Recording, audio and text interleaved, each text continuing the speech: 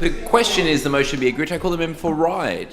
Thank you, Speaker, and I want to acknowledge the member for Kiama for bringing this motion to the chamber and thank the people of the gallery who've made the trip up from the South Coast. It's not a short distance to travel, and for those of you that aren't aware, I'm from the electorate of Ryde. It's a little bit closer to the Parliament of New South Wales, but this particular motion resonated with me because it speaks to a lack of transparency before an election, where more sinister intent comes to the fore after the election. And I can share a similar story with respect to a local health facility in my electorate. But before I do that, I wanted to reflect upon some of the comments from members opposite, because I've listened now to two members speak from the government benches, and they have sought ad nauseum to quote the former Minister Brad Hazzard and his commitment in this place. And they have been unable to match that commitment. And what I don't understand is why now in government it is so hard to stand up here and say, we will do exactly what the former minister did and say it in this place.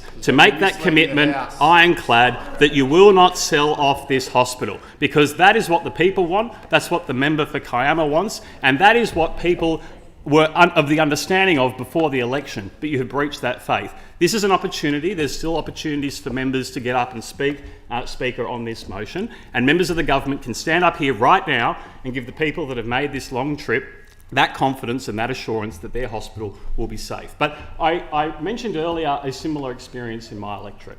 I have a very large mental health hospital in North Ryde. It's a significant parcel of land that's been providing services for many, many years. And the member for Auburn raises on point of order. The other side of the chamber has consistently got up when our speakers have tried to speak about other issues around this hospital and have been told that they have to come back to the leave of the motion. I'd ask that the same apply to the other side of the chamber. I think the member for Auburn. I would ask the member for Ryde to return to the leave of the motion. I understand that he is providing a case study or an example. However, it is not relevant to the specific topic we're debating. Indeed, so I ask him to return to the leave of the motion. Indeed I am, Speaker, because it goes to form, it goes to character, and it goes to record. And it's a record that they are unable to deliver. Seeing sites that are there for the public to provide an important public service, and most importantly, in the growing state of New South Wales, where we will obviously need more health services, not less, the very last thing that you should be doing is leaving even a skerrick of doubt that a well-served, well-used and beloved, and I understand that love, I do, because in my electorate we have similarly adored facilities, and I appreciate that for people that have made the trip, there is something to be said for what this facility must mean to you, and I want to acknowledge that, and I really call upon the government to recognise that commitment and that effort from this community. But let me say this to you, there is something to be said for your contribution, and people power can win because, and I won't harp on the example, Mr. Speaker, but we had a win in Ryde, and you can have a win in Kiama too. You have good advocacy from your local MP, and I think there should be stronger advocacy from South Coast members on the government side who surround your community, because they are sitting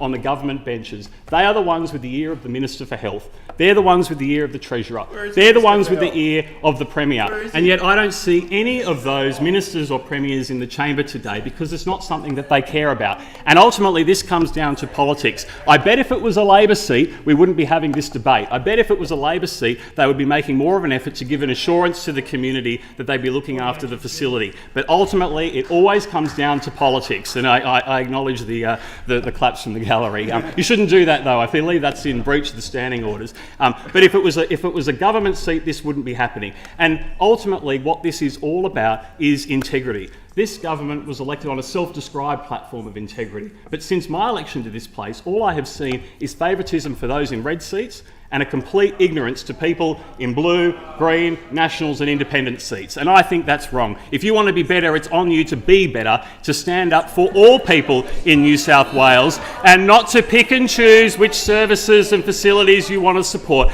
And I'm here being told to sit down because they don't want to hear the truth. They don't want to hear the reality, which is that they have been selective and they haven't got the guts to stand up and to do the right thing by communities, hard-working communities, who've made the trip all the way into Sydney from Kiama. So I want to part by thanking you for what you've done. I resonate with your story. I've got my own in Ryde, and I'm here to back you in, as does the Coalition, and I thank the member for Kiama for this outstanding motion. It's on you, government. Back in the facility.